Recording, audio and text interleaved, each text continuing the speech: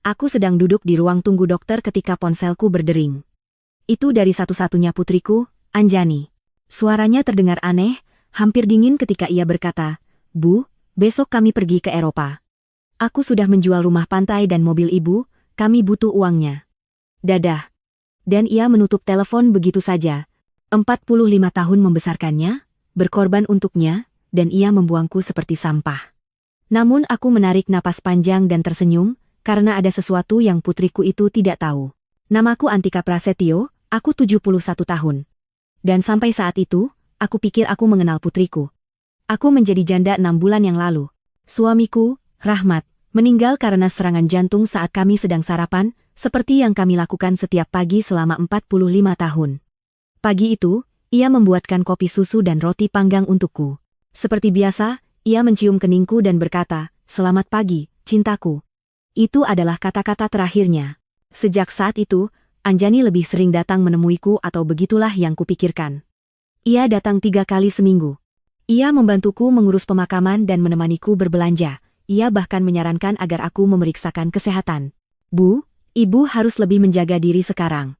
"Ibu sendirian?" katanya sambil tersenyum-senyuman yang kukira penuh kasih, tetapi kini ku mengerti hanyalah demi kenyamanannya sendiri. Rumah pantai itu adalah tempat suci kami.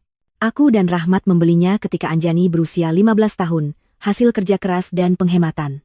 Setiap musim panas kami pergi ke sana, membangun kenangan, merayakan ulang tahun dan Natal. Anjani membawa pacarnya, lalu suaminya, Edo. Aku memasak untuk semua orang, membersihkan rumah, mencuci pakaian. Itu tradisi keluarga kami. Aku tidak pernah menyangka ia memandangnya hanya sebagai uang. Dan mobil itu truk Ford tua yang dirawat Rahmat seperti anaknya sendiri.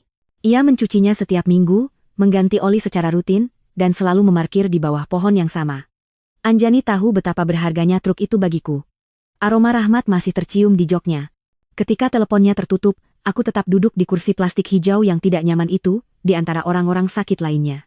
Dan untuk pertama kalinya dalam berbulan-bulan, aku tidak menangis. Ada sesuatu yang aneh terjadi di dalam diriku. Sebuah ketenangan yang tak kurasakan sejak Rahmat meninggal. Karena saat itu, aku teringat sesuatu yang benar-benar kulupakan. 3 hari sebelum ia meninggal, Rahmat memberiku sebuah amplop coklat. "Antika, simpan ini di laci lemari. Kalau terjadi sesuatu padaku, bukalah nanti, setelah kau merasa siap." Aku menyimpannya tanpa berpikir. Setelah pemakaman, dengan semua kesedihan dan urusan, aku benar-benar lupa. Namun amplop itu masih ada, menungguku di rumah. Perawat memanggilku masuk. Dokter memeriksa dan mengatakan bahwa kesehatanku cukup baik untuk usiaku, aku hanya perlu lebih banyak istirahat dan makan lebih baik. Aku mengangguk dan tersenyum, tetapi pikiranku melayang. Aku memikirkan amplop itu, dinginnya suara Anjani, dan bagaimana Edo kemungkinan besar berada di balik semua ini. Ia tidak pernah menyukaiku, ia selalu menganggapku beban. Aku keluar dari klinik dan berjalan pelan ke halte bus. Aku tidak lagi punya mobil menurut Anjani. Tapi saat menunggu, aku justru tersenyum. Ada sesuatu yang terasa puitis dalam semua ini. Putriku pikir ia telah meninggalkanku tanpa apa-apa. Padahal ada sesuatu yang ia tidak tahu. Rahmat selalu menjadi pria yang memikirkan masa depan. Bus datang. Aku duduk di dekat jendela dan memandangi kota. Rumah-rumah, toko-toko, orang-orang yang terburu-buru, semua dengan tragedi dan rahasia masing-masing. Aku juga punya rahasia. Dan sebentar lagi akan kuungkap. Saat tiba di rumah, aku langsung menuju kamar. Kubuka laci lemari, dan amplop coklat itu ada di sana, tepat di tempat yang kutinggalkan. Tanganku sedikit bergetar saat mengambilnya. Aku bisa merasakan ada banyak dokumen di dalamnya. Rahmat menulis namaku di depan amplop itu dengan tulisan tangannya yang rapi. Aku duduk di ranjang yang telah kami bagi selama bertahun-tahun dan menarik napas panjang. Matahari mulai terbenam, bayang-bayang memenuhi rumah, tetapi aku sudah tidak takut lagi. Perlahan, aku membuka amplop itu, seolah membuka kado ulang tahun. Apa yang kutemukan di dalamnya mengubah segalanya. Ada dokumen legal, akta properti, sertifikat bank, dan sepucuk surat tulisan tangan dari Rahmat. Mataku berkaca-kaca saat membaca tulisan yang begitu kukenal. "Istriku Antika, jika kau membaca ini, berarti aku sudah tiada. Maaf karena aku tidak menceritakan semuanya semasa hidup, aku tidak ingin membuatmu khawatir. Bertahun-tahun, aku menginvestasikan tabungan kita dalam beberapa properti dan usaha. Kami tidak hanya punya rumah pantai. Kami punya 6 properti lainnya, termasuk gedung apartemen tempat Anjani dan Edo tinggal. Kami juga memiliki saham di 3 perusahaan yang nilainya jauh lebih besar dari yang bisa kubayangkan. Kau kaya, cintaku. Selalu kaya, hanya saja kini kau tahu di atas kertas. Tanganku bergetar saat melihat dokumen-dokumen itu. Ada sertifikat rumah di beberapa wilayah kota, 1 kondominium di pusat kota, sebuah motel kecil di pesisir, dan benar gedung apartemen 20 lantai tempat Anjani tinggal. Rahmat menjadi pemilik diam-diam selama 10 tahun terakhir, tetapi menempatkan semuanya atas nama sebuah perusahaan yang tidak kukenal. Dan menurut dokumen itu, aku adalah ahli waris tunggal perusahaan tersebut. Ada juga rekening bank yang tidak pernah kuketahui, dengan angka yang terasa tidak masuk akal. Rahmat memang sopir bus selama 40 tahun, tetapi rupanya ia juga investor yang sangat cerdas. Setiap rupiah yang kami tabung, setiap penghematan, setiap pengorbanan semuanya ia lipat gandakan diam-diam. Dan aku tidak pernah tahu. Dalam suratnya, Rahmat menjelaskan bahwa ia merahasiakannya agar aku tidak stres dan agar Anjani tidak berubah karena uang. Kau tahu sifat putri kita, Antika. Jika dia tahu kita punya banyak uang, sikapnya pasti berubah. Aku ingin dia mencintai kita apa adanya, bukan karena harta. Ironisnya, putriku meninggalkanku karena mengira aku tidak punya apa-apa padahal aku punya segalanya. Malam itu aku tidak bisa tidur. Aku berjalan keliling rumah, menyentuh perabot usang yang selalu dikritik Anjani. Aku melihat foto-foto keluarga di dinding, terutama foto ketika ia berusia 5 tahun, duduk di pangkuan Rahmat sambil tertawa. Kemana perginya gadis kecil manis itu? Kapan ia berubah menjadi dingin dan perhitungan? Keesokan paginya, telepon berdering. Itu Anjani lagi. Suaranya lebih lembut kali ini, tetapi aku sudah mengerti perubahan nada suaranya bukanlah ketulusan. Bu, bagaimana kabarnya? Kami sudah mentransfer uang hasil penjualan rumah dan mobil. Kami simpan bagian ibu di rekening ibu. Tidak banyak, tapi cukup untuk beberapa bulan, sambil mencari tempat tinggal yang lebih kecil. Bagian ibu? Tanyaku tenang. Iya, Bu, kami tidak mungkin meninggalkan ibu tanpa apa-apa. Kami berikan 30%. Itu adil, kan? Kami butuh sisa uangnya untuk investasi di Eropa. Edo punya peluang bisnis luar biasa. 30% dari barang milikku sendiri. Betapa murah hatinya. Baik, nak. Hati-hati di perjalanan. Ibu memang paling pengertian, kami sayang ibu. Dan ia menutup telepon. Aku berdiri sambil memegang ponsel. Untuk pertama kalinya aku tertawa-tertawa lepas seperti sejak Rahmat meninggal. Putriku merampokku, mengusirku dari rumahku sendiri, berbicara seolah aku ini beban, dan semuanya demi petualangan Eropa yang mungkin saja hanyalah mimpi kosong. Yang paling menyakitkan bukan uangnya, tetapi betapa mudahnya ia membuangku. Aku mengecek rekening bank online. Mereka benar-benar mengirimkan jumlah yang bagi mereka tampak royal, tetapi bagiku hanyalah penghinaan. Mereka menjual rumah pantai jauh di bawah harga, dan truk Rahmat dijual murah seolah tidak bernilai apa-apa. Sore itu, dari jendela, aku melihat Anjani dan Edo memasukkan koper mereka ke dalam taksi. Edo membawa 2 koper besar, Anjani membawa tas tangan mahal. Mereka tertawa, berciuman, dan merencanakan masa depan. Mereka bahkan tidak menoleh ke rumahku. Tidak ada salam perpisahan. Ketika taksi pergi, aku duduk di dapur dengan secangkir teh dan dokumen Rahmat di atas meja. Aku harus membuat keputusan.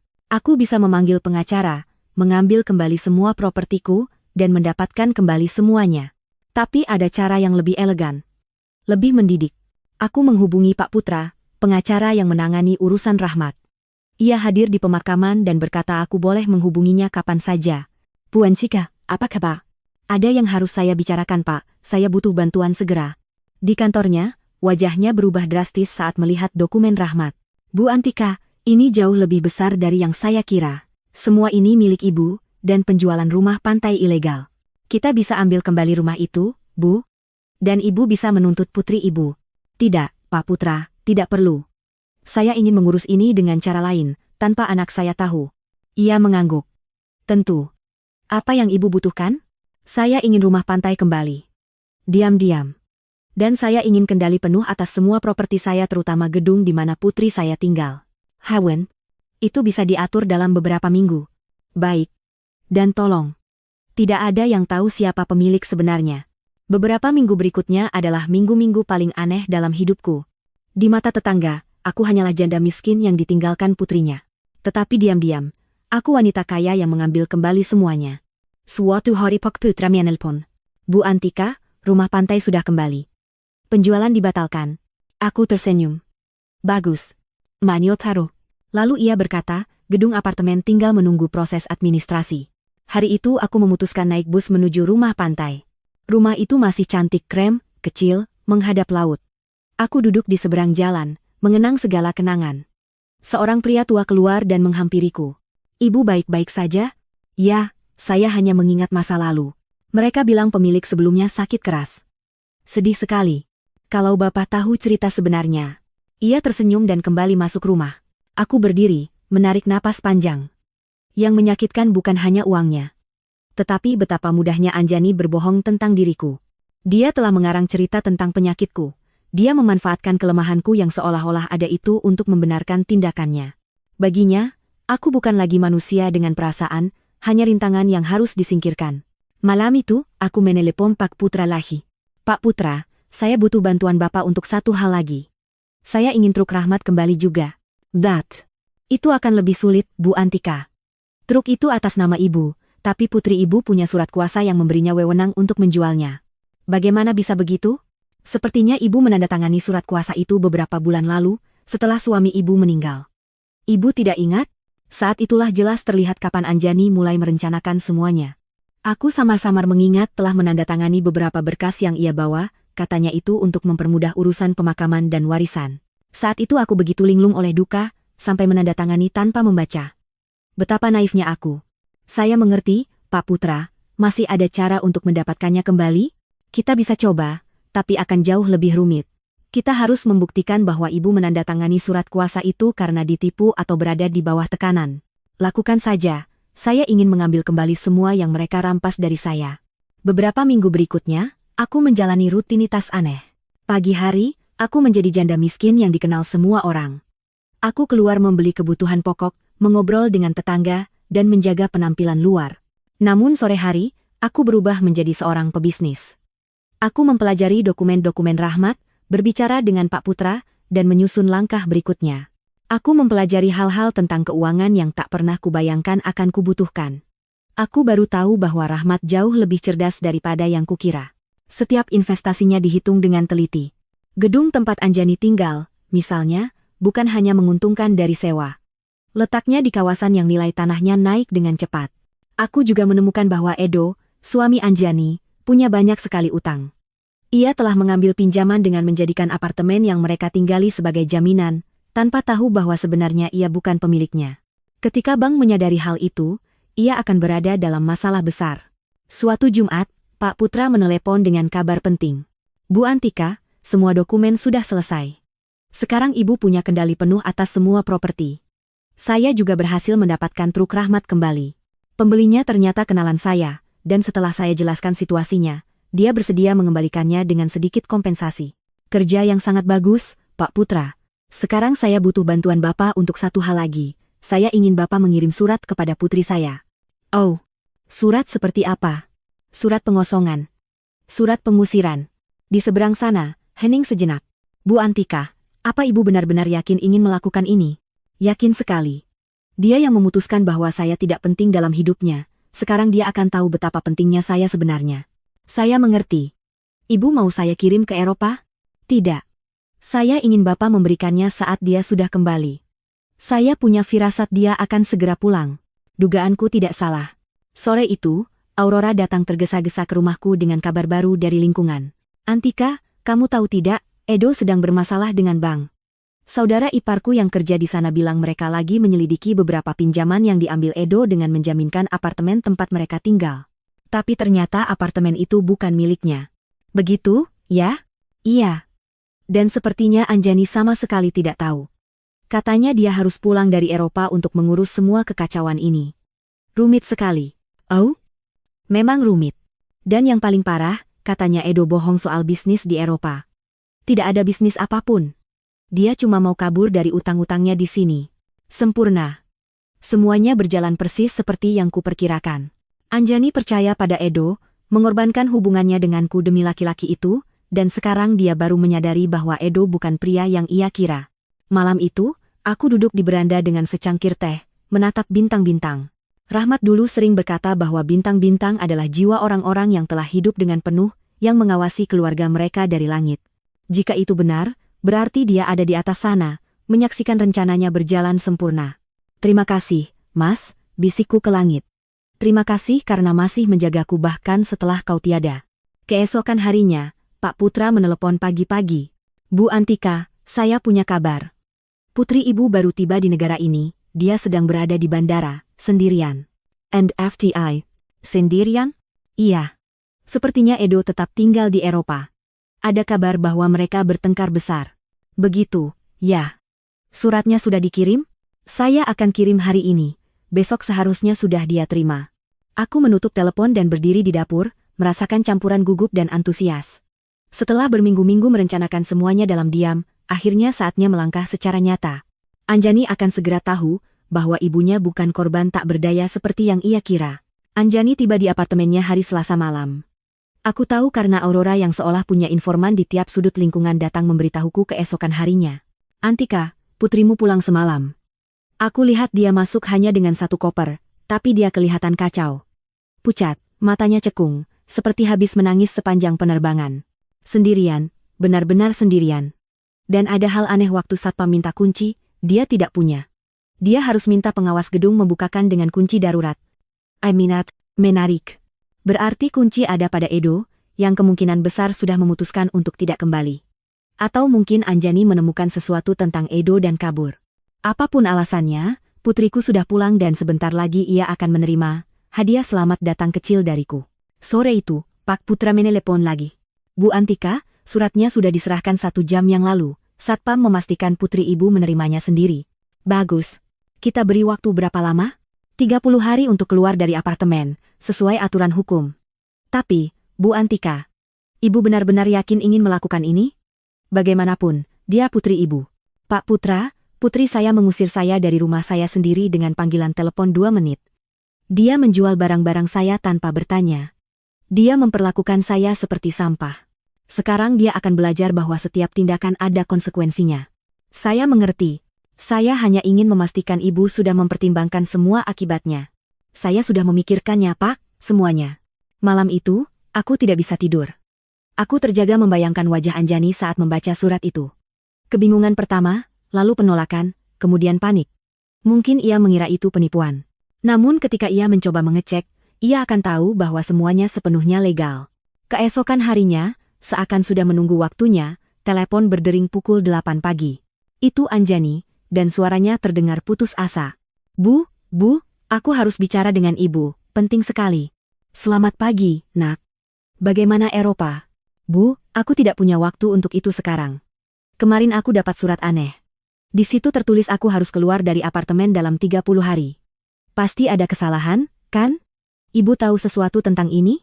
Surat pengosongan, aneh sekali. Dari siapa? Dari sebuah perusahaan yang belum pernah aku dengar namanya. Namanya, sebentar, aku cari suratnya. Rahmat Investments, Inc. Ibu kenal perusahaan ini? Rahmat menamai perusahaan itu dengan namanya sendiri. Sungguh puitis. Tidak, nak. Ibu belum pernah dengar nama itu. Kamu yakin suratnya resmi? Itu yang mau aku cari tahu. Bu, aku butuh bantuan ibu. Aku tidak tahu harus bagaimana. Edo meninggalkanku di Eropa. Dia pergi dengan perempuan lain dan sekarang aku pulang, malah dapat surat seperti ini. Aku tidak mengerti apa yang terjadi. Datara. Di sanalah kepastiannya. Edo telah meninggalkannya. Mungkin saat uang habis, atau ketika ia sadar masalah hukum di sini jauh lebih serius dari yang ia kira. Kasihan Anjani. Ia mengorbankan keluarganya demi laki-laki yang tidak berharga. Aduh, ibu ikut sedih, nak. Kamu sekarang di mana? Aku di apartemen, tapi aku tidak tahu sampai kapan. Bu, boleh aku ke rumah ibu? Aku butuh bicara dengan seseorang. Aku tidak punya siapa-siapa lagi. Ironinya sempurna. Saat laki-laki yang membuatnya meninggalkanku membuangnya, barulah ia ingat ia masih punya ibu. Tentu saja, nak. Datang saja kapanpun kamu mau. Aku berangkat sekarang. Aku menutup telepon dan menatap diriku di cermin. Aku harus tampil sempurna untuk pertunjukan ini. Aku mengenakan gaun abu-abu paling sopan yang kumiliki, mengikat rambut dalam sanggul sederhana, dan melatih ekspresi seorang ibu yang cemas tetapi pasrah. Saat Anjani datang, ia akan melihat tepat apa yang ia bayangkan, seorang janda tua yang miskin dan rapuh, yang telah ia tinggalkan. Anjani tiba 1 jam kemudian.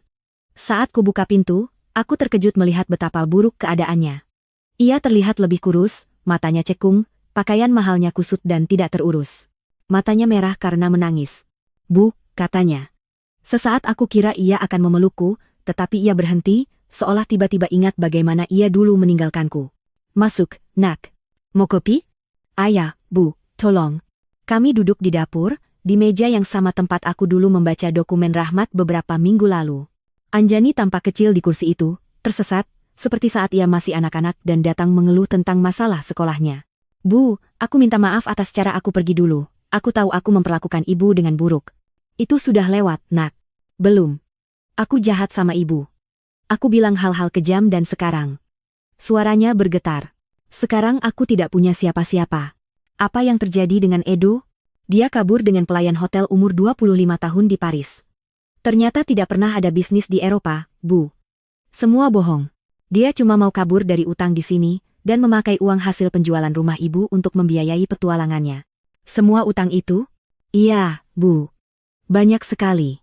Ternyata selama ini dia ambil pinjaman bertahun-tahun, pakai apartemen tempat kami tinggal sebagai jaminan. Dan sekarang aku baru tahu apartemen itu bukan miliknya. Bagaimana bisa begitu? Inilah kesempatan yang kutunggu. Ibu tidak tahu, nah. Urusan kepemilikan begitu memang rumit. Masalahnya sekarang bank mengejar aku untuk semua utangnya. Mereka bilang karena kami menikah, aku juga ikut bertanggung jawab. Dan di atas itu, ada surat pengosongan ini. Bu, aku benar-benar tidak tahu harus bagaimana. Aku tidak punya uang. Tidak punya pekerjaan. Tidak punya tempat tinggal. Ia mulai menangis. Air mata yang benar-benar tulus, penuh keputusasaan. Dan sesaat, hati ibuku melunak. Aku ingin memeluknya, menenangkannya, mengatakan semuanya akan baik-baik saja. Tapi kemudian aku teringat dinginnya suara Anjani saat menelepon dari ruang tunggu dokter. Betapa mudahnya ia membuangku. Cara ia berbicara seolah aku beban. Kamu sudah bicara dengan pengacara soal surat itu? Aku tidak punya uang untuk pengacara, Bu. Semua uang habis di Eropa. Edo mengambil sisa yang kecil itu waktu dia kabur dengan perempuan itu. Lalu, kamu mau bagaimana? Aku tidak tahu. Aku pikir. Mungkin. Aku bisa tinggal dengan ibu dulu. Hanya sementara, sampai aku dapat kerja dan bisa menyewa tempat kecil. Itulah pertanyaan yang kutunggu-tunggu. Setelah mengusirku dari rumah sendiri, menjual barang-barangku, memperlakukanku seperti sampah, kini ia ingin aku menyelamatkannya. Ia ingin janda tua miskin yang ia ciptakan menjadi penolongnya. Tentu saja, nak. Rumah ini akan selalu jadi rumahmu. Anjani menatapku, terkejut, seolah tidak menyangka akan semudah itu. Serius, Bu? Setelah semua yang aku lakukan? Kamu tetap anak ibu, Anjani. Itu tidak akan berubah. Ia bangkit, dan kali ini ia benar-benar memelukku. Pelukan seseorang yang sedang tenggelam, dan berpegang pada satu-satunya benda yang tersisa. Aku membalas pelukannya, tapi bukan lagi dengan cinta tanpa syarat seperti dulu. Kini ada perhitungan di dalamnya. Strategi. Terima kasih, Bu. Aku janji akan segera cari kerja. Aku tidak mau menyusahkan ibu. Jangan pikirkan itu dulu. Istirahat, pulihkan diri, nanti kita bicarakan opsi-opsimu. Sore itu Anjani pulang ke apartemen untuk mengambil beberapa barang. Aku tetap di dapur, memikirkan betapa mudahnya semua ini terjadi. Dia datang padaku tepat seperti yang kurencanakan, hancur, putus asa, tanpa pilihan. Dan yang paling penting, ia tidak curiga apapun. Baginya, aku masih ibu yang malang dan ditinggalkan, yang layak dikasihani. Padahal ini baru bagian pertama dari rencanaku. Membuatnya tinggal bersamaku akan memberiku kesempatan sempurna untuk tahap berikutnya. Aku akan membiarkannya merasa aman, merasa sudah menemukan tempat berlindung di rumahku. Lalu, saat ia paling lengah, aku akan mengajarinya perbedaan antara miskin karena pilihan dan miskin karena konsekuensi. Malam itu, aku menelpon Pak Putra. Pak Putra, saya butuh bantuan lagi. Silakan, Bu Antika. Saya ingin Bapak menyelidiki utang-utangnya Edo. Saya ingin tahu persis berapa banyak, kepada siapa saja, dan opsi hukum apa yang saya punya untuk memisahkan tanggung jawab itu dari putri saya. Itu akan memakan waktu, tapi bisa dilakukan. Bagus. Dan, Pak Putra, saya ingin semua ini benar-benar rahasia. Tidak boleh ada yang tahu saya yang menyuruh menyelidiki. Tentu, Bu. Bolehkah saya tanya, apa rencana akhir Ibu? Rencana saya sederhana, Pak Putra. Saya akan menyelamatkan putri saya. Tapi sebelum itu, dia harus benar-benar mengerti rasanya jatuh sampai ke titik paling bawah. Setelah menutup telepon, aku menuang segelas anggur yang dulu disimpan Rahmat untuk momen-momen istimewa. Sudah lama sekali aku tidak punya momen istimewa seperti ini. Permainan sudah dimulai, Dan untuk pertama kalinya dalam berbulan-bulan, semua kartu bagus ada di tanganku. Keesokan harinya, Anjani pindah ke rumahku. Ia datang dengan 2 koper dan 1 kardus, itulah semua yang tersisa dari hidup mewahnya. Aku memperhatikannya membongkar barang di kamar lamanya, kamar yang sama tempat ia tidur saat remaja dulu, dan aku bisa melihat rasa terhina di setiap gerakannya. Ia telah jatuh dari kondominium mewah ke kamar masa kecilnya sendiri. Bu, aku menemukan ini di apartemen, katanya sambil menunjukkan sebuah amplop coklat. Amplop ini ada di antara barang-barang Edo. Di depannya ada nama ibu. Itu adalah salah satu amplop Rahmat lagi. Jantungku berdegup lebih cepat, tapi aku tetap tenang. Namaku? Aneh juga. Iya, lihat. Ia menunjukkan amplop itu. Benar, di sana tertulis namaku dengan tulisan tangan Rahmat, tetapi amplop ini berbeda dari yang kutemukan di lemari. Amplop ini lebih kecil dan tampak lebih baru. Mungkin Edo menemukannya di antara barang-barang ayah waktu ayah meninggal dan lupa memberikannya ke ibu, kata Anjani. Mungkin. Boleh ibu lihat? Aku membuka amplop itu di hadapannya. Di dalamnya ada sepucuk surat pendek dan sebuah kunci kecil. Surat itu berbunyi, Antika, jika kau membaca ini setelah menerima amplop utama, berarti putri kita sedang mengalami masa sulit. Kunci ini untuk membuka kotak deposit di Bank Pusat Cabang Kota, nomornya 247. Di dalamnya ada sesuatu yang bisa membantumu menolong dia, tapi gunakan dengan bijak. Dengan cinta abadi. Rahmat. Anjani membaca surat itu di belakang bahuku. Kotak deposit? Ayah punya kotak deposit? Aku tidak pernah tahu. Aku juga tidak, aku berbohong. Ayahmu tidak pernah cerita soal ini. Ibu kira kita harus pergi melihat isinya? Aku tidak tahu, nak. Kadang lebih baik hal-hal tertentu dibiarkan seperti apa adanya. Tapi Bu, bisa saja di dalamnya ada sesuatu yang penting. Dokumen, atau mungkin sesuatu yang berharga yang bisa membantu kita. Nada putus asa dalam suaranya sangat jelas. Anjani berpegang pada kemungkinan sekecil apapun untuk keluar dari situasi ini, dan aku akan membiarkannya berpegang sedikit lebih lama sebelum menunjukkan seluruh kenyataannya. Baik, kataku setelah jeda yang terukur, besok kita pergi. Malam itu, aku dan Anjani makan malam bersama untuk pertama kalinya setelah sekian lama. Dia yang memasak, berusaha berguna, tapi masakannya terasa seperti campuran rasa bersalah dan keputusasaan. Ia menceritakan lebih banyak detail tentang apa yang terjadi di Eropa, dan tiap ceritanya lebih buruk dari sebelumnya. Edo bohong soal semuanya Bu, bukan cuma soal bisnis, tapi juga soal utang. Aku pikir dia hanya punya sedikit utang, tapi ternyata jumlahnya lebih dari $100.000. Dan yang paling parah, dia menggunakan namaku untuk beberapa pinjaman tanpa sepengetahuanku. Lek, bagaimana bisa? Dia memalsukan tanda tanganku. Waktu kami menikah, aku memberikan beberapa dokumen supaya dia bisa urus rekening bersama kami. Aku tidak pernah menyangka dia akan memanfaatkannya untuk hal seperti ini. Kamu punya cara untuk membuktikan bahwa kamu tidak tahu? Aku tidak tahu, Bu. Semuanya terasa begitu rumit. Pihak bank bilang karena kami menikah, aku tetap bertanggung jawab atas semua utangnya. Dan soal cerai, lanjut Anjani. Aku bahkan tidak tahu Edo sekarang ada di mana. Dia menghilang begitu saja. Nomornya tidak aktif. Dia tidak membalas email. Tidak ada apa-apa. Seolah-olah dia lenyap dari dunia ini. Sempurna, pikirku. Edo kabur seperti tikus yang memang selalu ia jadikan dirinya sendiri, meninggalkan Anjani sendirian menghadapi konsekuensi dari tindakannya. Dalam satu sisi, dia justru membantuku. Sekarang, putriku merasakan persis apa yang kurasakan ketika dia bersekongkol meninggalkanku, dikhianati oleh seseorang yang sepenuhnya ia percayai. Aduh, ibu ikut sedih, nak. Ibu tidak tahu ternyata separah itu. Aku juga tidak tahu, Bu. Kupikir Edo mencintaiku. Kupikir kami akan membangun sesuatu bersama. Ternyata aku cuma jalan pintas baginya untuk mendapatkan uang dan dokumen. Anjani kembali menangis. Bagaimana aku bisa sebodoh ini? Kok bisa aku tidak menyadari siapa dia sebenarnya? Sungguh menggoda untuk mengatakan padanya bahwa sejak awal aku sudah melihat tanda-tandanya, bahwa aku sudah mencoba memperingatkannya kalau Edo tidak pernah tampak dapat dipercaya. Tetapi kalau aku mengatakan itu, topengku sebagai ibu yang penuh belas kasih dan rapuh akan runtuh. Cinta kadang bisa membutakan, nak. Jangan terlalu menyalahkan diri sendiri. Bla. Tapi Bu, aku bukan cuma menghancurkan hidupku sendiri. Aku menghancurkan hidup ibu juga. Aku memperlakukan ibu dengan buruk. Aku ambil rumah ibu, truk ibu, barang-barang ibu, dan semuanya itu untuk diberikan kepada laki-laki yang meninggalkanku di kesempatan pertama. Sekarang kita dua perempuan miskin yang berusaha bertahan hidup karena aku. Itu sudah lewat, Anjani. Kita akan baik-baik saja. Belum, Bu. Sekarang kita berdua dalam masalah karena kesalahanku. Ibu kehilangan semua yang ayah tinggalkan, dan aku kehilangan pernikahanku dan masa depanku. Kita dua perempuan miskin yang berusaha bertahan.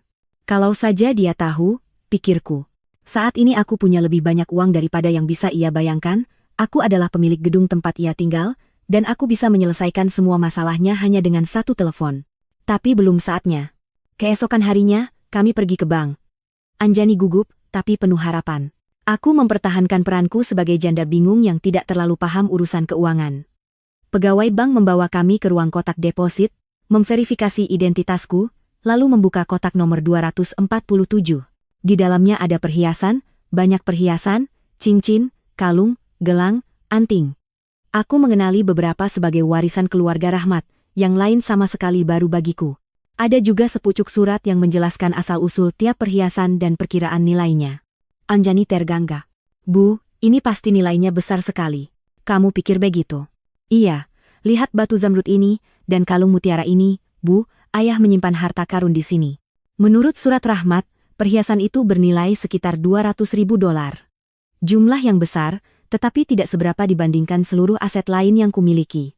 Rasanya seperti menemukan beberapa koin di bawah sofa ketika sebenarnya kau punya jutaan di rekening. Apa yang akan kita lakukan dengan semua ini, Bu? Aku tidak tahu, Nat. Ini semua kenangan keluarga. Tapi Bu, kita bisa menjual sebagian. Dengan uang ini, Ibu bisa menebus rumah pantai, dan aku bisa membayar sebagian utang Edo. Disitulah lagi-lagi pola lamanya muncul. Bahkan ketika menemukan sesuatu yang berharga, reaksi pertama Anjani adalah memikirkan bagaimana menggunakannya untuk menyelesaikan masalah yang dibuat Edo. Dia belum benar-benar belajar. Kamu yakin mau memakai warisan ayahmu untuk membayar utang Edo? Pilihan apa lagi yang kupunya, Bu? Kalau aku tidak segera membayar, bank akan menyita semua yang kumiliki, dan secara teknis, aku tidak punya apa-apa, semuanya atas nama Edo. Pikirkan baik-baik, Nak. Setelah kamu menjual perhiasan ini, kamu tidak bisa mendapatkannya kembali. Aku tahu. Tapi apa yang bisa kulakukan? Aku tidak bisa mendapatkan pekerjaan dengan semua kasus hukum ini menggantung. Tidak ada perusahaan yang mau mempekerjakan orang dengan masalah legal sebanyak ini. Kami membawa pulang perhiasan itu. Anjani menghamparkannya di meja dapur dan memeriksa satu persatu. Menghitung mana yang bisa ia jual dan mana yang ia simpan. Menyakitkan melihatnya mereduksi puluhan tahun sejarah keluarga menjadi angka di lembar catatan. Bu, sepertinya aku bisa mendapatkan sekitar $180.000 dari perhiasan ini, katanya suatu sore, sambil menghitung uang di meja dapur. Memang lebih sedikit dari yang kuperkirakan, tapi cukup untuk membayar utang yang paling mendesak. Kamu yakin mau melakukan ini? Aku tidak punya pilihan. Kalau aku tidak segera membayar sesuatu, mereka akan menyita semuanya. Bahkan rumah ini bisa ikut terancam kalau mereka membuktikan ada hubungan hukumnya dengan properti lain. Betapa ironis situasi ini. Anjani khawatir kehilangan rumah yang sebenarnya milikku, sedang ia membayar utang laki-laki yang meninggalkannya, dengan uang dari perhiasan milik laki-laki yang sama, yang telah menciptakan seluruh kekayaan yang bisa menyelamatkannya. Lalu, bagaimana kamu memutuskan utang mana yang dibayar dulu? Aku bicara dengan penasihat keuangan gratis di bank. Dia bilang aku harus utamakan utang yang pakai jaminan sungguhan, karena itu yang bisa langsung berujung pada penyitaan properti. Nyen. Anjani banyak sekali berubah dalam beberapa minggu ini. Perempuan yang dulu menjual barang-barangku tanpa bertanya, kini meneliti dengan hati-hati setiap keputusan keuangan. Derita membuatnya lebih bertanggung jawab, tapi juga lebih rapuh. Malam itu, ketika ia sedang menyusun dokumen utangnya di meja, aku menerima telepon dari Pak Putra. Bu Antika, saya punya laporan lengkap soal utang-utang Edo. Keadaannya lebih buruk daripada yang saya perkirakan. Oh? Seberapa buruk? Dia berutang lebih dari $200.000 ke beberapa bank dan juga ke pemberi pinjaman pribadi. Yang lebih mengkhawatirkan, dia memakai dokumen palsu dengan tanda tangan putri ibu untuk beberapa pinjaman itu. Artinya Anjani secara hukum ikut bertanggung jawab? Rumit, Bu. Kalau kita bisa membuktikan bahwa dia tidak tahu, mungkin kita bisa membebaskannya dari sebagian utang. Tapi prosesnya akan lama dan mahal. Semahal apa untuk pengacara bagus yang khusus menangani kasus seperti ini? Mungkin sekitar $50.000. Dan itu pun belum tentu menang. Saya mengerti. Kalau dia membayar saja semua utang itu bagaimana? Kalau dia punya uang, itu jalan tercepat. Tapi saya ragu dia punya akses ke jumlah sebesar itu. Pak Putra, saya ingin Bapak menyiapkan semua dokumen yang diperlukan untuk membebaskan putri saya dari utang-utang ini, tapi jangan bilang apa-apa padanya dulu. Jadi ibu yang akan membayar, Bu Antika? Saya akan melakukan apapun yang perlu untuk melindungi putri saya.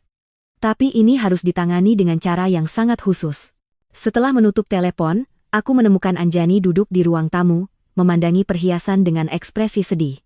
Ia tampak tersesat, seperti anak kecil yang memecahkan mainan kesayangannya dan tidak tahu bagaimana memperbaikinya.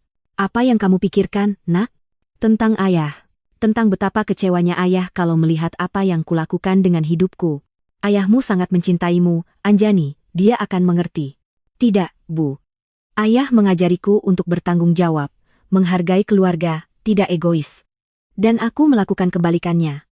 Aku meninggalkan ibu demi laki-laki pembohong. Aku menjual kenangan keluarga demi uang. Aku menghancurkan semua yang ayah bangun.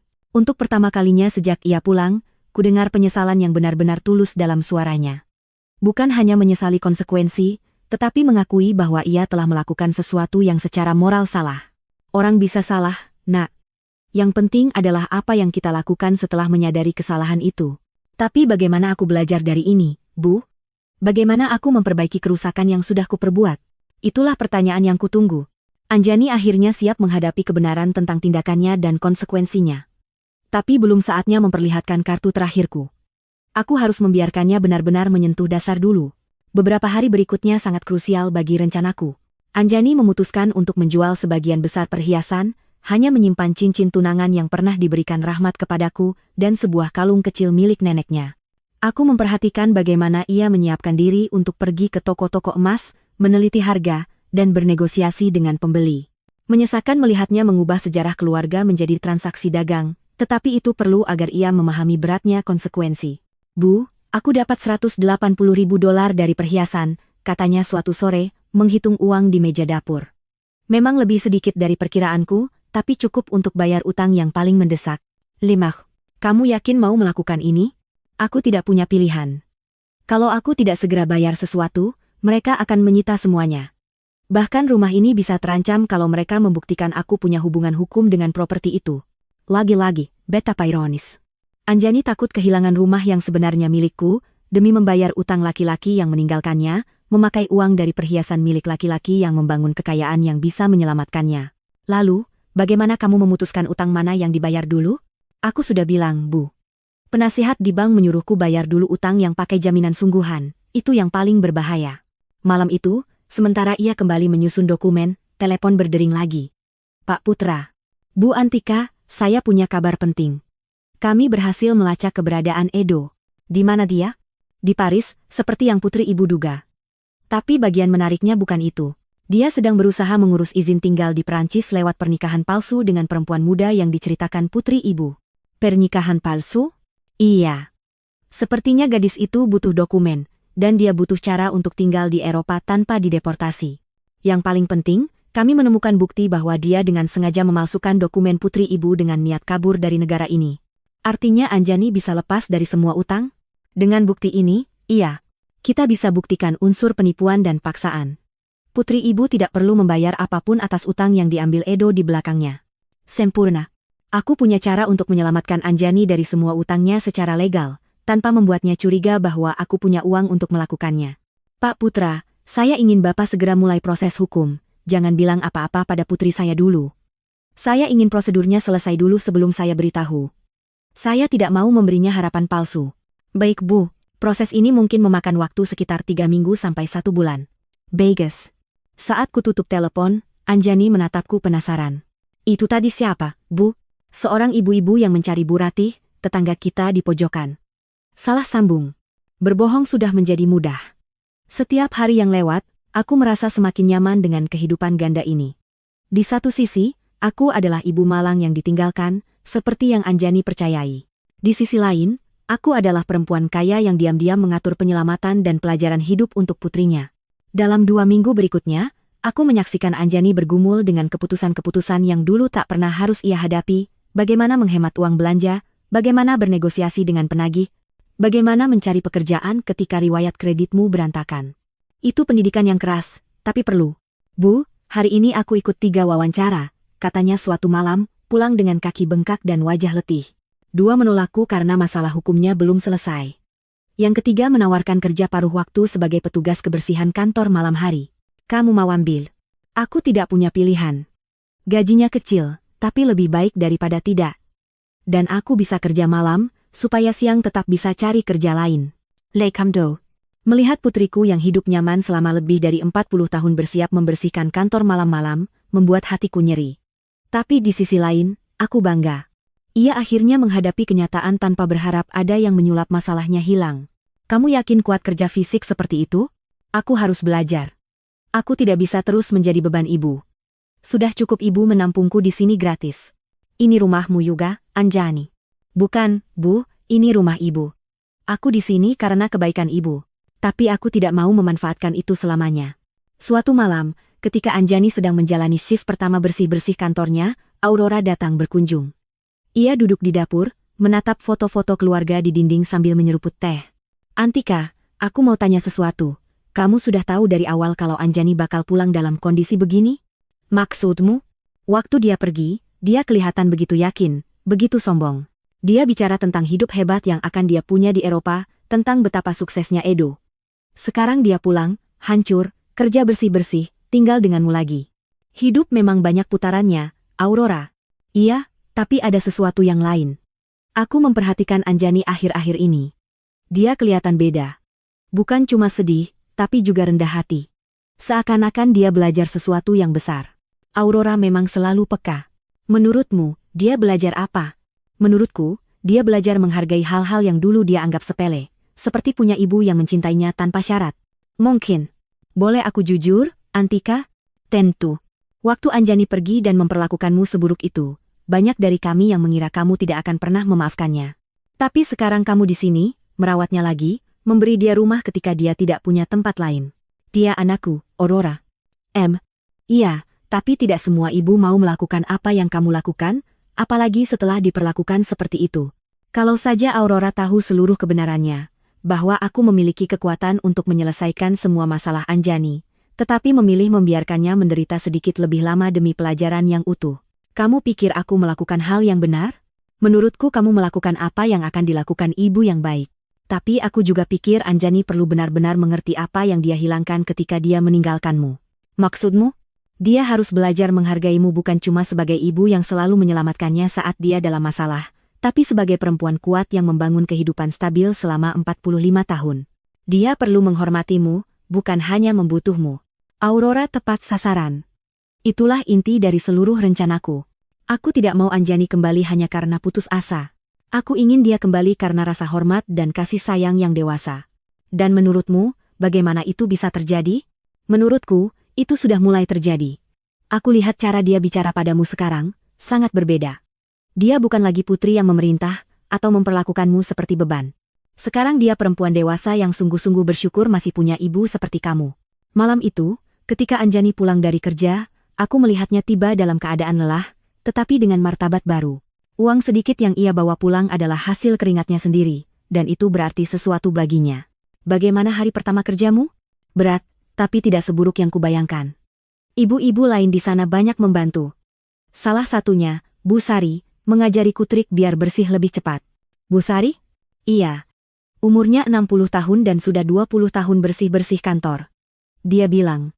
Dia mulai kerja ini, setelah suaminya meninggalkannya dengan 3 anak kecil. Katanya ini bukan pekerjaan yang ia impikan, tapi pekerjaan ini memberinya kemandirian dan martabat. Kedengarannya bijak. Memang. Dia bilang sesuatu yang bikin aku banyak mikir.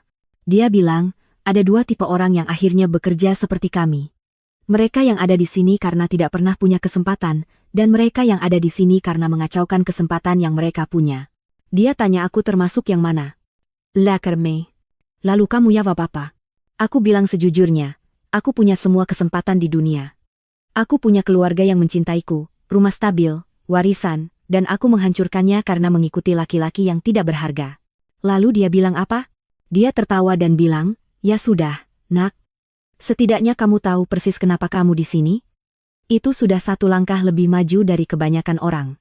Anjani menuang segelas air dan duduk di meja bersamaku. Bu, aku mau ibu tahu sesuatu. Beberapa minggu terakhir ini adalah masa tersulit dalam hidupku, tapi juga yang paling penting. Kenapa? Karena akhirnya aku mengerti apa yang benar-benar penting. Bukan uang, bukan tinggal di apartemen termewah, bukan membuat orang kagum. Tapi punya orang yang benar-benar mencintaimu, yang tetap ada ketika semuanya runtuh. Anjani? Tidak, biarkan aku selesai. Ibu punya semua hak untuk membenciku atas apa yang kulakukan. Aku meninggalkan ibu ketika ibu paling membutuhkan. Aku mengambil semua yang ayah tinggalkan. Aku memperlakukan ibu seolah-olah ibu beban, dan sekarang aku di sini, berharap ibu memaafkanku dan merawatku lagi. Aku sudah memaafkanmu sejak lama, nak. Tapi aku belum memaafkan diriku sendiri. Dan aku tidak akan sampai aku benar-benar bisa membuktikan bahwa aku sudah berubah, bahwa aku belajar dari kesalahan-kesalahanku. Keesokan paginya, Pak Putra menelepon. Bu Antika, saya punya kabar sangat baik. Proses hukumnya hampir selesai. Kita bisa membebaskan putri ibu dari semua utang Edo. Sudah waktunya. Setelah berminggu-minggu menyaksikan Anjani berjuang, bekerja, dan merenungkan kesalahannya, akhirnya tiba saatnya menunjukkan bahwa ia tidak pernah benar-benar sendirian, bahwa selalu ada seseorang yang diam-diam menjaganya. Pak Putra, saya ingin Bapak atur satu pertemuan, sudah saatnya putri saya tahu seluruh kebenarannya. Pak Putra mengatur pertemuan itu untuk Jumat pagi di kantornya. Aku memberitahu Anjani bahwa aku sudah membuat janji dengan seorang pengacara yang bisa membantunya dengan masalah legalnya, tetapi tidak menjelaskan rinciannya. Ia setuju ikut, meski jelas gugup soal biaya. Bu, aku tidak punya uang untuk bayar pengacara. Uangku saja pas-pasan untuk kebutuhan pokok. Jangan pikirkan itu dulu, nak. Kita dengar saja dulu apa yang dia katakan. Kami tiba di kantor Pak Putra tepat waktu. Anjani memakai pakaian terbaik yang ia punya, meski sekarang agak kebesaran di tubuhnya yang lebih kurus. Ia gugup, menggenggam tangan sendiri, menanti kabar buruk lain di tengah tumpukan masalahnya. Bu Antika, Mbak Anjani, terima kasih sudah datang, sambut Pak Putra dengan senyum profesional. Terima kasih sudah bersedia menerima kami, jawab Anjani. Tapi saya harus jujur, kondisi keuangan saya sangat rumit. Saya mungkin tidak sanggup bayar biaya tinggi. Loh, itulah yang akan kita bicarakan, kata Pak Putra sambil melirik ke arahku. Tapi pertama, saya perlu Anda membaca dokumen-dokumen ini. Ia menyerahkan satu map tebal pada Anjani. Putriku membukanya dan mulai membaca. Perlahan, ekspresinya berubah dari bingung, menjadi terkejut, lalu tak percaya. Aku tidak mengerti. Di sini tertulis bahwa Edo memalsukan tanda tanganku, bahwa ada bukti penipuan, bahwa aku tidak bertanggung jawab atas utang-utang itu. Betul, kata Pak Putra. Kami sudah menyelidiki kasus Anda beberapa minggu ini. Kami menemukan cukup bukti untuk membuktikan bahwa Anda korban pemalsuan identitas. Tapi bagaimana mungkin? Siapa yang membayar semua penyelidikan ini? Aku tidak punya uang. Pak Putra menatapku. Inilah saatku. Anjani, ada sesuatu yang harus ibu beritahu kamu. Apa, Bu? Aku menarik napas panjang. Setelah berminggu-minggu berpura-pura, akhirnya aku akan membuka semuanya. Ayahmu meninggalkan sesuatu yang jauh lebih besar daripada yang kamu tahu. Jauh lebih besar. Maksud ibu? Pak Putra, tolong tunjukkan dokumen yang lain. Ia mengeluarkan map kedua dan menyerahkannya pada Anjani. Kali ini berisi sertifikat properti, rekening bank, surat investasi seluruh kekayaan yang selama ini Rahmat bangun diam-diam. Anjani membaca dalam diam selama beberapa menit. Wajahnya melalui seluruh spektrum emosi. Bingung, tidak percaya, terkejut, lalu pelan-pelan mengerti. Bu, di sini tertulis bahwa ibu adalah pemilik gedung tempat aku tinggal dulu. Iya. Dan ibu punya properti lain, rekening bank, investasi. Iya. Ini berarti waktu aku menjual rumah pantai, sebenarnya itu rumah milik ibu, dan penjualannya ilegal. Aku sudah mengambilnya kembali. Anjani menatap dokumen-dokumen itu, mencoba memproses semuanya. Sudah berapa lama ibu tahu ini? Sejak hari kamu menelepon ibu dari ruang tunggu dokter. Labela. Jadi waktu aku pulang dari Eropa dan minta bantuan, ibu sudah tahu semuanya? Iya. Waktu ibu lihat aku menangis tiap malam, ibu tahu ibu bisa menyelesaikan semua masalahku? Iya. Hening yang panjang dan menekan memenuhi ruangan. Anjani menutup map dan menatap mataku lekat-lekat. Kenapa, Bu? Kenapa ibu membiarkanku menderita padahal ibu bisa menolongku? Inilah pertanyaan yang kutunggu selama berminggu-minggu. Karena kamu perlu belajar sesuatu yang tidak bisa kau pelajari dengan cara lain. Apa? Kamu perlu belajar nilai dari hal-hal yang sudah kamu buang. Nilai keluarga, rasa hormat, tanggung jawab. Waktu kamu meninggalkanku, yang kamu ambil bukan cuma uang, kamu mengambil martabat ibu. Kamu mengambil cinta. Kamu menghancurkan kepercayaan. Anjani mulai menangis lagi, tapi kali ini bukan tangis kasihan pada diri sendiri seperti selama ini tangis pemahaman yang dalam. Aku meninggalkan ibu ketika ibu paling membutuhkan. Ya. Aku memperlakukan ibu seperti sampah. Ya. Dan ibu tetap menyelamatkanku. Ya. Tapi bukan dengan cara yang kamu bayangkan. Ibu tidak menyelamatkanmu dengan memberi uang supaya kamu bisa mengulangi kesalahan yang sama. Ibu menyelamatkanmu dengan membiarkanmu jatuh sampai ke dasar, supaya kamu belajar menyelamatkan dirimu sendiri. Pak Putra dengan sopan menyela. Mbak Anjani, semua biaya hukum untuk membebaskan Anda dari utang Edo sudah dibayarkan oleh ibu Anda. Dia juga sudah mengambil kembali semua properti yang terjual secara ilegal. Jadi, Anda sekarang bebas dari masalah hukum. Lalu pekerjaan bersih-bersih yang aku ambil itu? Kamu boleh berhenti kalau mau, kataku. Tapi ibu berharap kamu tidak berhenti. Kenapa? Karena pekerjaan itu sedang mengajarkan sesuatu yang tidak pernah kamu pelajari ketika semuanya serba mudah. Pekerjaan itu mengajarkan nilai usahamu sendiri, martabat dari kerja jujur, pentingnya menghargai setiap rupiah yang kamu hasilkan. Anjani mengusap air matanya dan menatapku dengan ekspresi yang sudah lama tidak kulihat. Bukan tatapan anak yang butuh ibunya, tapi tatapan perempuan dewasa yang menghormati perempuan lain. Ibu memaafkanku?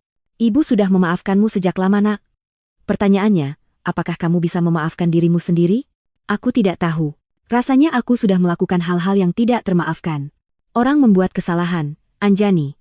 Yang penting adalah apa yang kita lakukan setelah menyadari kesalahan itu. Pak Putra meninggalkan kami berdua di kantornya selama beberapa menit. Kami duduk dalam diam, masing-masing tenggelam dalam pikiran.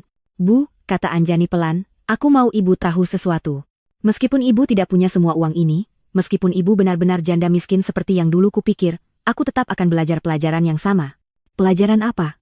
Bahwa tidak ada yang lebih berharga daripada punya seseorang yang mencintaimu tanpa syarat. Selama beberapa minggu terakhir, satu-satunya hal yang membuatku tetap waras adalah mengetahui bahwa aku punya rumah di sini. Bahwa tidak peduli sejauh apa aku menghancurkan hidupku, ibu tetap ibuku. Itu tidak akan pernah berubah, Anjani. Aku tahu. Tapi aku juga tahu satu hal lagi. Aku tidak boleh lagi menganggap cinta itu sebagai sesuatu yang sudah seharusnya ada. Aku harus menghargainya setiap hari dengan rasa hormat, dengan rasa syukur, dengan tindakan, bukan cuma kata-kata. Kami keluar dari kantor Pak Putra dengan hubungan yang sama sekali baru. Kami tidak lagi sekadar ibu dan anak yang disatukan oleh darah dan kebiasaan. Kami adalah dua perempuan dewasa yang memilih satu sama lain setelah melewati ujian paling berat yang bisa dibayangkan. Minggu-minggu berikutnya adalah masa membangun kembali, tapi bukan seperti yang dulu Anjani bayangkan. Meskipun sekarang ia tahu, aku punya cukup banyak uang untuk menyelesaikan semua masalahnya, ia memutuskan untuk tetap bekerja sebagai petugas kebersihan malam. Bu, aku harus menyelesaikan apa yang sudah aku mulai, katanya suatu sore ketika ia sedang bersiap berangkat kerja. Aku tidak bisa begitu saja kembali ke hidup nyaman seolah tidak terjadi apa-apa. Kamu yakin? Kamu tidak harus menghukum dirimu selamanya. Ini bukan hukuman. Ini cara untuk selalu mengingat siapa aku dulu, dan siapa aku ingin menjadi sekarang. Aima. Aku memperhatikannya mengenakan seragam kerjanya, sesuatu yang beberapa bulan lalu tak terpikirkan saat ia tinggal di kondominium mewah bersama Edo. Tapi ada yang berbeda pada caranya berdiri, caranya melangkah. Ia bukan lagi perempuan hancur yang dulu datang menangis di depan pintuku. Ia adalah seseorang yang menemukan martabat dalam kerja jujur. Sore itu, Aurora datang berkunjung, seperti yang ia lakukan beberapa hari sekali sejak Anjani pulang. Antika, ada gosip aneh beredar di lingkungan kita. Gosip seperti apa? Orang-orang bilang kamu tidak sekaya tidak semiskin yang selama ini kami kira. Ada yang lihat Anjani keluar dari kantor pengacara yang sangat mewah di pusat kota, dan lalu mereka lihat dia melunasi semua utangnya di bank. Orang memang suka bicara, Aurora. Iya, tapi mereka juga bilang kamu berhasil dapat kembali rumah pantaimu, dan entah bagaimana kamu menyelesaikan semua masalah hukum Anjani. Itu butuh uang banyak sekali, Antika. Aurora sudah terlalu lama mengenalku untuk bisa kutipu terus. Kamu sebenarnya mau tahu apa, tepatnya? Tanyaku. Aku mau tahu apakah sahabatku selama 40 tahun ini sudah berbulan-bulan berbohong tentang keadaannya. Aku menuang teh dan duduk di depannya. Sudah waktunya jujur pada satu orang lagi. Rahmat meninggalkan jauh lebih banyak daripada yang orang tahu, Aurora, jauh lebih banyak. Nah, seberapa banyak? Cukup untuk membuat aku dan Anjani tidak perlu khawatir soal uang lagi seumur hidup. Aurora terdiam beberapa saat, mencerna semuanya. Lalu kenapa kamu berpura-pura miskin selama berbulan-bulan ini? Karena aku butuh Anjani belajar sesuatu yang tidak bisa ia pelajari dengan cara lain. Aku menceritakan semuanya. Telepon kejam Anjani dari ruang tunggu dokter. Rencanaku untuk membalas dengan cara diam-diam, berminggu-minggu menyaksikannya jatuh sampai ke dasar, Dan akhirnya pengungkapan di kantor Pak Putra. Antika, itu sekaligus brilian dan mengerikan. Mengerikan? Iya. Karena kamu membiarkan anakmu sendiri menderita padahal kamu bisa langsung menolongnya. Tapi juga brilian? Karena aku mengerti kenapa kamu melakukannya. Kamu mengat sih? Iya. Anjani perlu belajar nilai dari hal-hal yang sudah ia buang. Kalau kamu langsung memberinya uang dan menyelesaikan semua masalahnya, yang ia pelajari hanya bahwa akan selalu ada seseorang yang menyelamatkannya dari konsekuensi keputusannya sendiri. Persis. Tapi Antika, apa tidak sakit hati melihatnya menderita seperti itu? Setiap hari. Setiap malam aku melihatnya menangis. Setiap pagi melihatnya bangun untuk bekerja dalam keadaan lelah dan putus asa. Tapi aku tahu, kalau aku menyelamatkannya terlalu cepat, pelajarannya tidak akan lengkap. Dan menurutmu, dia sudah belajar? Lihat saja sendiri. Anjani tahu sekarang ia punya akses ke uang yang cukup untuk hidup nyaman, tapi dia memilih tetap bekerja. Dia tahu dia bisa pindah ke tempat yang lebih baik, tapi dia memilih tetap tinggal di sini bersamaku. Dia tahu dia tidak perlu lagi pusing soal utang, tapi dia memakai tabungan sendiri untuk membantu perempuan lain yang ada dalam situasi mirip. Dia membantu perempuan lain? Iya. Dia berteman dengan ibu-ibu yang kerja bersamanya, dan dia memakai sebagian uang hasil kerjanya untuk membantu seorang rekan yang kesulitan membayar penitipan anak. Aurora tersenyum. Itu bukan Anjani yang dulu berangkat ke Eropa. Bukan. Anjani yang ini mengerti bahwa uang adalah alat, bukan tujuan. Dia mengerti bahwa martabat datang dari kerja dan rasa hormat, bukan dari barang-barang mewah. Malam itu, saat Anjani pulang kerja, ia menemukan aku sedang membaca di ruang tamu. Bu, aku mau cerita sesuatu. Hari ini Bu Sari bertanya apakah aku anak dari ibu kaya di daerah utara kota. Lalu kamu jawab apa?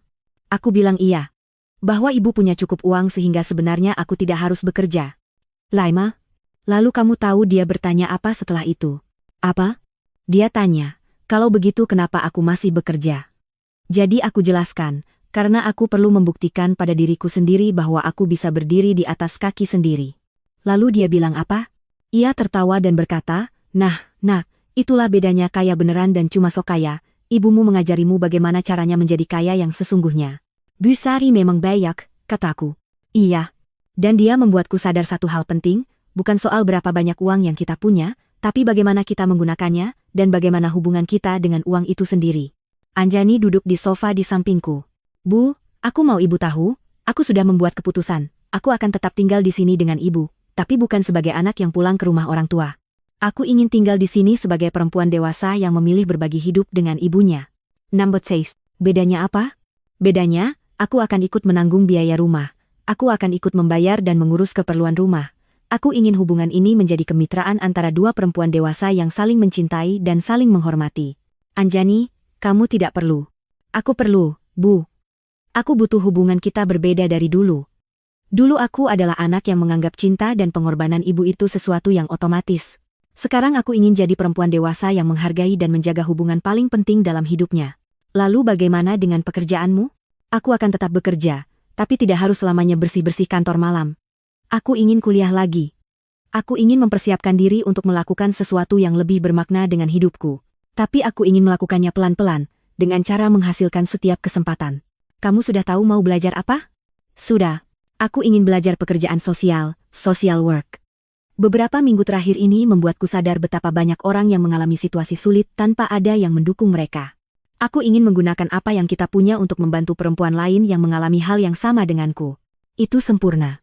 Anjani bukan hanya belajar menghargai apa yang ia miliki, tapi juga menemukan cara menjadikan pengalamannya sebagai sesuatu yang konstruktif. Dan soal Edo? Pak Putra bilang dia ditangkap di Prancis karena pernikahan palsu itu. Dia akan dideportasi segera. Tapi jujur saja, Bu, aku sudah tidak peduli. Bagian hidupku yang itu sudah selesai. Kamu tidak merasa dendam? Tidak. Edo justru memberiku hadiah tanpa ia sadari. Kalau bukan karena dia meninggalkan dan mengkhianatiku, aku tidak akan jatuh sampai ke titik terendah. Dan kalau aku tidak pernah jatuh sejauh itu, aku tidak akan belajar menghargai sepenuhnya apa yang aku punya sekarang. Malam itu, untuk pertama kalinya setelah sekian lama, aku tidur dengan hati benar-benar tenang. Rencanaku berhasil. Anjani bukan hanya belajar pelajaran yang ia butuhkan, tapi ia keluar dari pengalaman itu sebagai perempuan yang lebih kuat, lebih bijak, dan lebih penuh belas kasih. Rahmat pasti akan sangat bangga. 6 bulan kemudian, hidup kami menemukan keseimbangan baru yang dulu tak pernah kami bayangkan. Anjani menyelesaikan studi pekerjaan sosialnya dengan nilai yang sangat baik, dan aku memutuskan menggunakan sebagian hartaku untuk mendirikan yayasan yang membantu perempuan korban kekerasan dalam rumah tangga dan penelantaran finansial.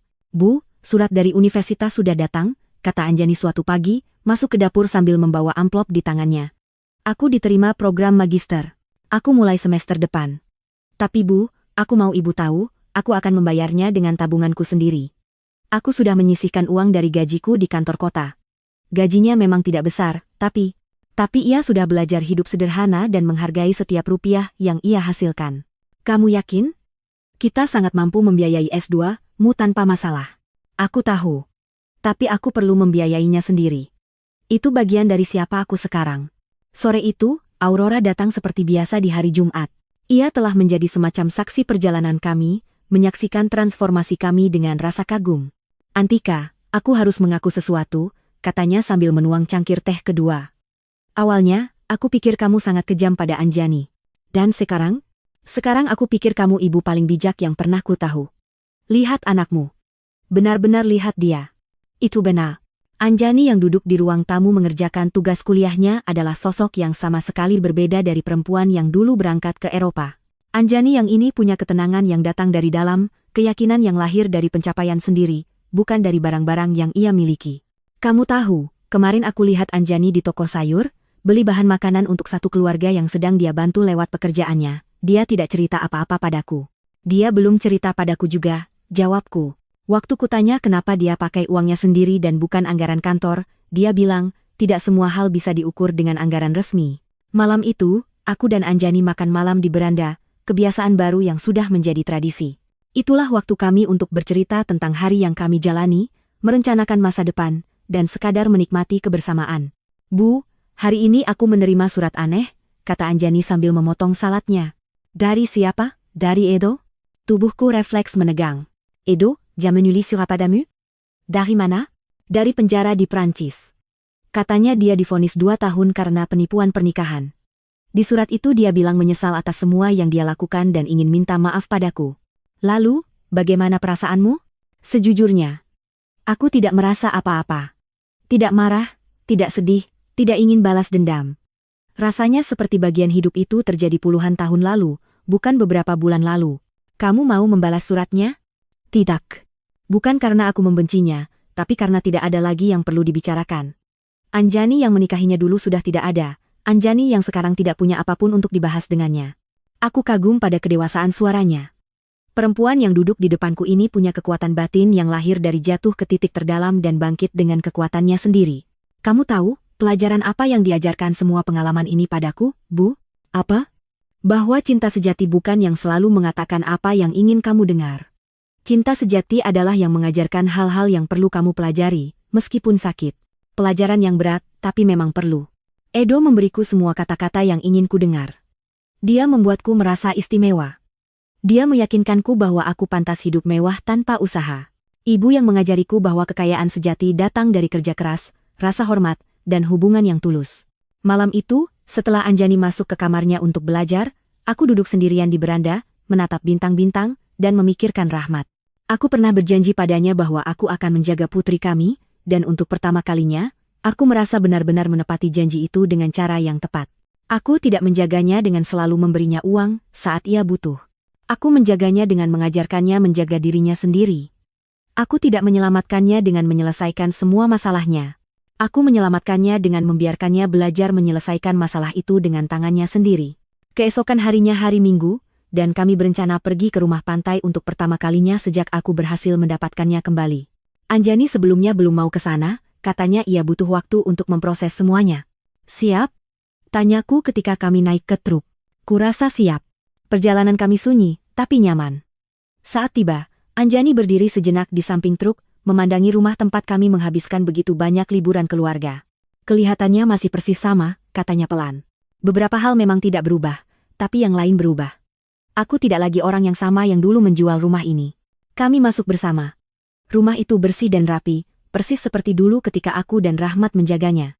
Anjani berjalan melalui tiap ruangan, menyentuh perabot, melihat foto-foto keluarga yang tergantung di dinding. Bu, aku mau minta maaf. Kamu sudah minta maaf, Nak. Tidak, aku mau minta maaf khusus untuk rumah ini. Bukan hanya karena menjualnya, tapi karena mengubah semua kenangan keluarga kita menjadi transaksi jual beli biasa. Semuanya sudah ibu maafkan.